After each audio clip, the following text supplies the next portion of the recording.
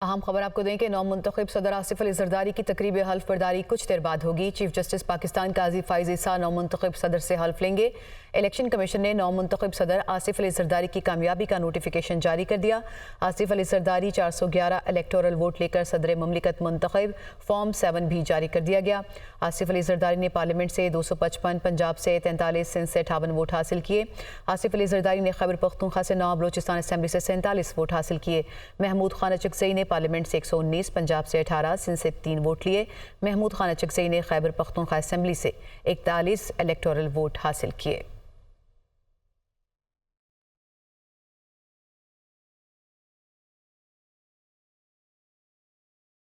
Peoples party के शरीक chairman Asif Ali Zardari भारी अक्सरियत से दूसरी बार सदर पाकिस्तान मुंतखब हो गए। आसिफ अली जरदारी को 411 और मद्दे मुकाबिल महमूद अचकज़ई को 181 इलेक्टोरल वोट मिले।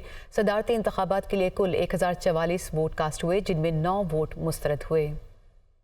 पीपल्स पार्टी के शरीक chairman Asif Ali Zardari 411 electoral vote हासिल करके पाकिस्तान के 14वें सदर मुंतखब हो गए। उनके बदले मुकाबिल महमूद अचकज़ई 181 इलेक्टोरल वोट हासिल कर सके। इलेक्शन कमीशन ने नताइज जारी कर दिए। मुल्क भर में जालों का जश्न, एक जरदारी सब पर भारी के नारे।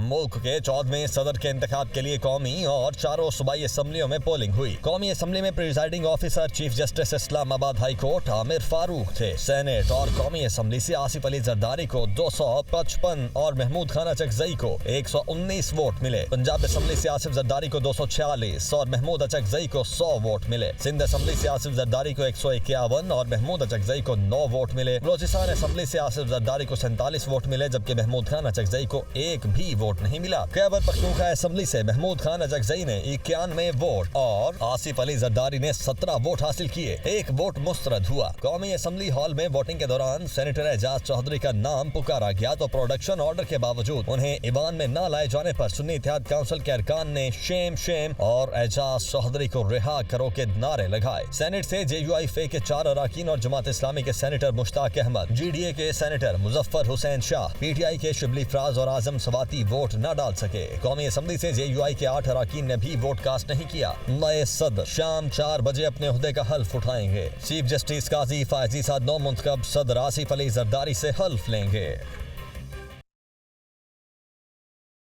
चीनी सदर शी जिनपिंग की आसिफ अली जरदारी को सदर पाकिस्तान मुंतखब होने पर मुबारकबाद। कहा कि चीन और पाकिस्तान अच्छे पड़ोसी, अच्छे दोस्त, अच्छे शराकतदार और अच्छे भाई हैं। दोनों ममालिक ने सिपह की तामीर में नतीजा खैज नताइज हासिल किए और साथ ही साथ उन्होंने ये भी कहा कि पाक चीन आहनी दोस्ती तारीख का इंतखाब और अवाम का कीमती खजाना है। पाकिस्तान और चीन ने करीबी आला सतह के तबादले बरकरार रखे। दोनों ममालिक ने बुनियादी मफादात से मुतालिक अमूर पर एक दूसरे की हिमायत की। इलेक्शन कमीशन ने सेनेट की 48 नशिस्तों पर इंतखाबात के लिए रिटर्निंग ऑफिसर मुकर्रर कर दिए हैं। सूबों में सेनेट इंतखाबात के लिए मुतालिका सूबा इलेक्शन कमिश्नर्स रिटर्निंग ऑफिसर होंगे। इस्लामाबाद के लिए DG training election commission returning office मुकर्रर किए गए हैं और सूबों से सेनेट की 7-7 जनरल, 2-2 खवातीन और 2-2 टेक्नोक्रेट की नशिस्तों पर इंतखाबात होंगे। पंजाब और सिंध से 1-1 अकलियती नशिस्त पर भी इंतखाब होगा।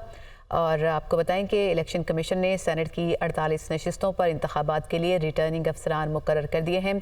सूबों में सेनेट इंतखाब के लिए मुतालिका सूबाई इलेक्शन कमिश्नर ही रिटर्निंग अफसरान मुकर्रर किए गए हैं, जबकि इस्लामाबाद के लिए DG training election commission returning officer मुकर्रर किए गए हैं। सूबों से सेनेट की 7-7 जनरल, 2-2 खवातीन और 2-2 टेक्नोक्रेट की नशिस्तों पर इंतखाब होंगे। वफाकी काबीना के लिए नामों का ऐलान आज शाम तक होने का इम्कान है। पहले मरहले में वफाकी काबीना में 12 से 14 वज़रा शामिल किए जाएंगे। सागडार ख्वाजा आसिफ, एहसन इकबाल, अता तारड़ को शामिल किए जाने का इम्कान, जबकि मोहम्मद औरंगजेब की भी वफाकी काबीना में शमूलियत मुतवक्के है।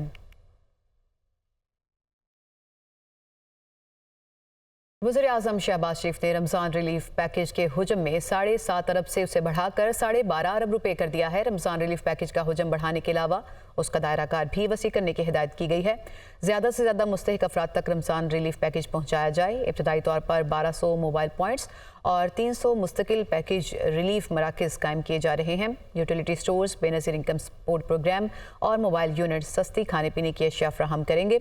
रमज़ान रिलीफ पैकेज के तहत मुस्तहिक अफराद को बाजार से 30% कम तक अशियाए खुरोनोश फ्राहम की जाएंगी।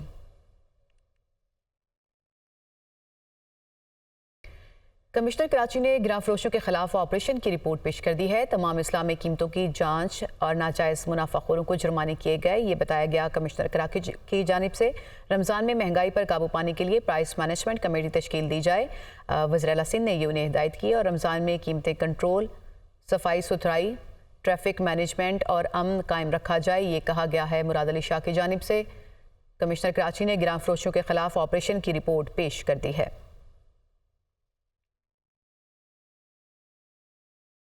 पेशावर के इलाके नासिर बाग रोड पर बारूदी मवाद फटने से 2 दहशतगर्द हलाक जबकि 1 जख्मी हो गया। दहशतगर्द बारूदी मवाद एक जगह से दूसरी जगह मुंतकिल कर रहे थे।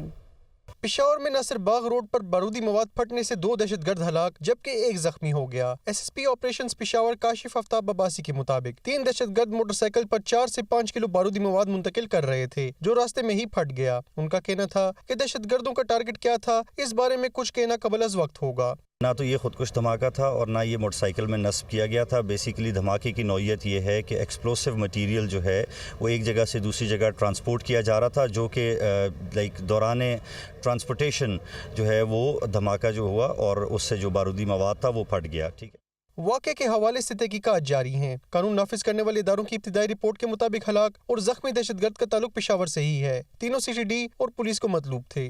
पुलिस दराए के मुताबिक तहकीकाती टीमों ने जाए वक़ूअ से अहम शवाहिद इकट्ठे कर लिए हैं। सीसीटीवी फुटेजेस पर काम जारी है, जबकि जख्मी दहशतगर्द की हालत बेहतर होने पर उसका बयान भी कलमबंद किया जाएगा। पेशावर धमाके में हलाक 3 दहशतगर्दों की शनाख्त हो गई है। ज़राए सीटीडी की जानिब से ये बताया गया है कि 2 दहशतगर्दों के नाम आमिर और उस्मान हैं। इसी से मुतालिक मज़ीद तफसीलात लेंगे नुमाइंदा दुनिया न्यूज़ अज़म रहमान से। जी अज़म, मज़ीद क्या बताया गया, क्या डिटेल्स मालूम हो सकें? जी बिल्कुल, तीनों जो दहशतगर्द थे जो सुबह पेशावर में ब्लास्ट हुए, उन तीनों की शनाख्त हो गई है। इसमें जो एक का नाम था वो सुलेमान था, जबकि जो दूसरा दहशतगर्द था उसका नाम आमिर है और तीसरा जो है उसका नाम उस्मान है। इसमें से जो एक सुलेमान नामी दहशतगर्द था जो जामाक हो गया धमाके में, वो दीर के एक मदरसे में जो है तालीम भी हासिल कर रहा था। इस तरह सीटीडी जो है वो मुख्तलिफ पहलुओं से इसको देख लिया था। हम जो है हमने ये देखा है कि अभी तक तीनों जो दहशतगर्द थे उनकी शनाख्त हो चुकी है। जी आज़म रहमान, आप हमें तफसीलात बता रहे थे, आपका शुक्रिया। कराची से खबर दें आपको, जिसके इलाके क्लिफ्टन में सिक्योरिटी गार्ड के कत्ल में मुलविस मुलजिमान गुज़िश्ता रोज़ पुलिस मुकाबले में हलाक हो गए। ऐनी शाहिद ने दोनों हलाक मुलजिमान की शनाख्त कर ली है।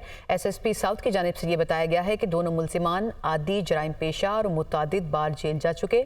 वाक़े से जुड़े टेक्निकल और डिजिटल शाहिद मुलजिमान की मौके पर मौजूदगी जाहिर करते हैं।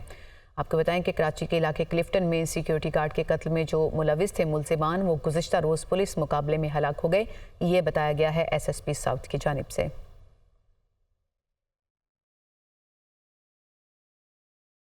इंतखाबात में मुबैना धांधली के खिलाफ पीटीआई का लाहौर में एहतजाज। पुलिस ने जीपीओ चौक से एमपीए हाफिज फरहत को हिरासत में ले लिया है। लाहौर से आपको खबर दे रहे हैं। इंतखाबात में मुबैना धांधली के खिलाफ पीटीआई का लाहौर में एहतजाज इस वक्त जारी है। इसी से मुतालिक मजीद तफसीलात लेंगे deputy bureau chief Lahore Liaquat Ansari से।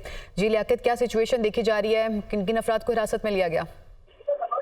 आज बिल्कुल आज पीटीआई ने मुबैना जो धांधली है उसके खिलाफ एहतजाज की कॉल दे रखी है। 2 बजे का वक्त था, उसके कुछ ही देर बाद जो है वो पीटीआई की छोटी छोटी रैलियां मुख्तलिफ इलाकों से जो है वो मार रोड पर जीपीओ चौक के सामने पहुंची। जैसे ही ये कारकुन जो है वो पार्टी परचम लेकर यहाँ पर पहुंचे तो पुलिस ने जो है इनकी गिरफ्तारियां अमल में लाई। अब तक जो है एमपीए हाफिज फरहत अब्बास और उसके साथ 10 कारकुन जो है पीटीआई के उनको हिरासत में लेकर मुख्तलिफ थानों में मुंतकिल कर दिया गया है।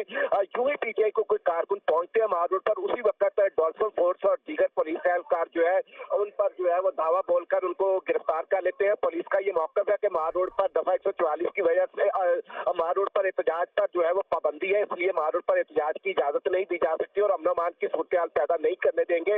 इस बिना पर यूं ही पीटीआई के कारकुन मुख्तलिफ इलाकों से छोटे छोटे काफिले लेकर भी पहुंचते हैं तो उनको जो है पुलिस उन पर धावा बोलकर उनको हिरासत में ले रही है। अब तक एक एमपीए हाफिज फरहत अब्बास और उसके साथ पीटीआई के मुख्तलिफ इलाकों से आने वाले 10 कारकुन गिरफ्तार किए गए। लियाकत अंसारी, आप हमें तफसीलात बता रहे थे, आपका शुक्रिया। आगे बढ़े और आपको बताएं कि पेशावर में रमज़ान करीब आते ही अशिया खुरोनोश की कीमतों में फ़ी किलो 10 से 20 रुपये मज़ीद इजाफा देखा जा रहा है। इस हवाले से मज़ीद तफसीलात बताएंगे नुमाइंदा दुनिया न्यूज़ आमिर जमील। जी बिल्कुल, रमज़ान की आमद है और महंगाई का एजेंट काबू से बाहर है। एक तरफ तो आवाम की कोशिश ये है कि रमज़ान के लिए जितनी ज़्यादा ख़रीदारी हो सके वो कर लें, तो दूसरी तरफ महंगाई के बायस कई आइटम जो हैं वो रह जाती हैं। रमज़ान के दौरान जो सबसे ज़्यादा चीज़ें इस्तेमाल की जाती हैं उनमें आलू, टमाटर, प्याज और बेसन का इस्तेमाल है। इनकी कीमतों में भी 10 से 20 रुपये फ़ी किलो के हिसाब से इजाफा देखने में आ रहा है। इस वक्त हम इसी हवाले से पेशावर की जो सबसे बड़ी सब्ज़ी मंडी वहाँ पर मौजूद हैं। यहाँ पर अगर सब्जियों की बात की जाए तो सब्जियों की कीमतों में भी हमें इजाफा देखने को मिल रहा है। टमाटर 150 रुपये फ़ी किलो और आलू जो है वो 100 रुपये फ़ी किलो के हिसाब से फ़रोख्त किया जा रहा है। दाल चना 250 रुपये फ़ी किलो के हिसाब से फ़रोख्त की जा रही थी, इसकी कीमत में भी 20 रुपये फ़ी किलो इजाफा देखने में आया है, यानी अब वो 270 रुपये फ़ी किलो के हिसाब से फ़रोख्त की जा रही है। जबकि दाल माश 500 रुपये फ़ी किलो फ़रोख्त की जा रही थी, लेकिन आज उसकी कीमत 540 रुपये है। बात करें फैसलाबाद की, जहां रमज़ान अल मुबारक से पहले ही गिरा फरोश सरगर्म हो चुके हैं और मार्केट में अशिया खुरोनोश की कीमतों में इजाफे ने शहरियों को चकरा कर रख दिया है। इसी से मुतालिक मज़ीद तफसीलात बताएंगे बिलाल अहमद। आज बिल्कुल देखिए, रमज़ान मुबारक में अब तकरीबन 1 से 2 रोज़ बाकी हैं और अशिया खुरोनोश की कीमतें जो है उसके अंदर हमें खासा इजाफा नज़र आ रहा है। मार्केट के अंदर इस वक्त मैं मौजूद हूँ। मुख्तलिफ जो अशिया हैं जो ख़ास तौर पर रमज़ान में ज़्यादा इस्तेमाल होती हैं, उनके अगर तकाबली जायज़ा लिया जाए तो मुख्तलिफ कीमतें जो हैं वो उनकी हमें यहाँ पर मार्केट के अंदर नज़र आ रही हैं। अगर घी की बात की जाए तो 475 रुपये उसका रेट हो चुका है। इसी तरह दाल चना है, उसकी कीमत में फ़ी बैग जो 50 किलो का बैग है तकरीबन 500 रुपये का इजाफा एक हफ्ते के दौरान हो चुका है और इस वक्त वो 235 रुपये फ़ी किलो के अंदर फ़रोख्त की जा रही है। चावल जो है वो उसकी कीमत 310 रुपये है। इसी तरह अगर सब्जियों की बात की जाए तो आलू जो है वो चंद रोज़ के अंदर उसकी कीमत के अंदर फ़ी किलो 20 रुपये तक का इजाफा हो चुका है। तो शहरी जो है वो खासे परेशान है, जिनका कहना है कि रमज़ान के हिसाब से कीमतों के अंदर जो इजाफा हुआ है गुज़श्ता एक हफ्ते के दौरान, उससे वो खासे परेशान हैं और जेब पे भी ये जो है वो खासे भारी पड़ रहे हैं। तो इंतज़ामिया की जानिब से दावे तो किए जाते हैं कि जो गराम फरोश हैं उनके खिलाफ कार्रवाइयाँ की जाती हैं और रोज़ाना की बुनियाद पर उनके खिलाफ जो है वो मुकदमात का इंदराज भी करवाया जाता है, लेकिन जो मार्केट है वहाँ पे हमें ये सूरत हाल जो है वो नज़र नहीं आ रही और शहरी में खासे परेशान नज़र आ रहे हैं। जी कोयटा की बात करें, जहां रमज़ान अल मुबारक के करीब आते कहीं भी सस्ते बाजार नहीं लगाए जा सके, ओपन मार्केट में भी सब्जियों की कीमतों में इजाफा हो चुका है। इसी से मुतालिक मज़ीद बताएंगे कोयटा से इब्रार अहमद। जी हाँ बिल्कुल, कोयटा शहर में रमज़ान से कबल महंगाई का एक नया तूफ़ान जो है देखा जा रहा है, जिसमें खाने पीने की अशिया, सब्जियाँ और दीगर अशिया जो है इनके रेट में इजाफा हो चुका है। अगर आलू की बात की जाए तो आलू 50 रुपये फ़ी किलो तक जो है फ़रोख्त हो रहे थे, लेकिन 3 से 4 रोज़ के दौरान जो है जो आलू के रेट है वो 70 से 80 रुपये फ़ी किलो तक पहुँच चुके हैं। टमाटर की अगर बात की जाए तो टमाटर 100 रुपये फ़ी किलो तक जो है वो कोयटा शहर में दस्तियाब थे, लेकिन रमज़ान करीब आते ही जो है 180 से 200 रुपये फ़ी किलो तक जो है टमाटर के रेट पहुँच चुके हैं। इस तरह अगर दीगर सब्जियों की बात की जाए तो 10 से लेकर 30 रुपये फ़ी किलो तक जो है इनमें भी इजाफा हुआ है। रमज़ान सस्ते बाजार जो है वो गुज़िश्ता सालों में हमने देखा कि कोयटा शहर में लगाए जाते थे, लेकिन अभी रमज़ान में एक रोज़ बाकी रह गया, लेकिन ना ही हुकूमत और ज़िला इंतज़ामिया की जानिब से कोयटा के किसी इलाके में भी रमज़ान सस्ता बाजार नहीं लगाया गया जहाँ पर लोगों को सस्ते दामों जो है वो खाने पीने की अशिया जो है दस्तियाब हो। लोग मजबूरन जो है वो ओपन मार्केट से महंगे दामों सब्जियों समेत दीगर अशिया ख़रीदने पर मजबूर हैं। जी।